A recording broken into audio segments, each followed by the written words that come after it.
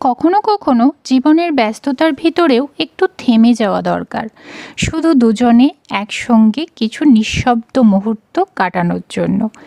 এই সপ্তাহান্তটা আমাদের ঠিক তেমনই একটা দিন ছিল।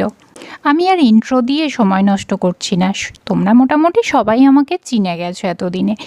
তো চলে যাচ্ছি সরাসরি আমার ব্লগে।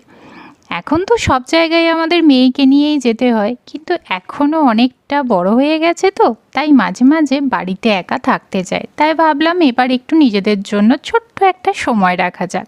সেদিন আমাদেরও দরকার ছিল, কিছু মাছ কেনার ছিল, তাই রওনা দিলাম হান্টিংডেলের দিকে। ওখানে একটা বাংলাদেশি দোকান আছে, যেখান থেকে আমরা আমাদের চেনা মাছ পাই, একেবারে দেশের স্বাদ। সেখানে যেতে হলে প্রথমে আমাদের বাড়ি থেকে একটা বাস নিতে হয়, তারপর আবার ট্রেন পাল্টাতে হয়। ছোট্ট একটা যাত্রা, কিন্তু আমাদের কাছে না বেশ মজার লাগে। এভাবে দুজনে একসঙ্গে যাত্রা করা, গল্প করা, একটা আলাদাই শান্তি পাওয়া যায়। মাছ কেনা হয়ে গেলে ফেরার পথে ভাবলাম চলো একটু চ্যাডস্টোন মলে ঢু মেরে আসি। এই মলটা তো তোমরা আমার আগের অনেক ব্লগেই দেখেছো।